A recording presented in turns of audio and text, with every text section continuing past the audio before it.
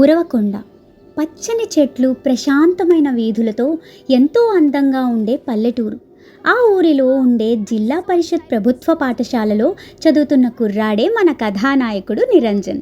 నిరంజన్ చదువులో యువరాజే, కానీ అల్లరిలో మాత్రం ఎప్పుడూ ముందే ఉంటాడు.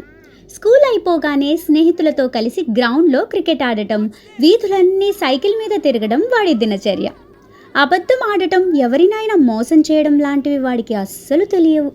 మనసులో ఏముంటే అది నిర్మోహమాటంగా చెప్పేసే స్వచ్ఛమైన పల్లెటూరి కుర్రాడు. అప్పుడే వేసవి సెలవులు ముగిసి బడులు తెరుచుకున్నాయి. నిరంజన్ 10వ తరగతిలోకి అడుగుపెట్టాడు. ఈ ఏడాదైనా గ్రౌండ్లో ఆటలు తగ్గించి పుస్తకాలతో కుస్తీ పట్టరా, 10th ఫెయిల్ అయితే ఊళ్ళో పరువు పోతుంది అని వాళ్ళ నాన్న రోజుకోసారైనా తిడుతూనే ఉన్నాడు.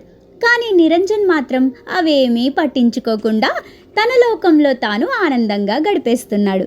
అది జూన్ నెల కావడంతో రాత్రిపూట కాస్త ఉక్కపోతగా ఉంది. రాత్రి భోజనం అయ్యాక కాస్త చల్లగాలి కోసం తన చిన్ననాటి పాత టేప్ రికార్డర్ తీసుకుని ఇంట్లో వాళ్ళకి చెప్పి మేడ మీదకు వెళ్ళాడు నిరంజన్. పక్కనే ఉన్న ఖాళీ ఇంట్లోకి ఉదయం ఎవరో కొత్త అద్దెవాళ్ళు వచ్చారని అమ్మ చెబితే విన్నాడు. చాప పరుచుకుని ఆకాశంలో నక్షత్రాలను చూస్తూ పడుకున్నాడు. చల్లటి గాలి మెల్లగా వీస్తోంది.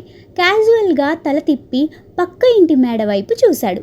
అంతే, నిరంజన్ కళ్ళు అక్కడే ఆగిపోయాయి.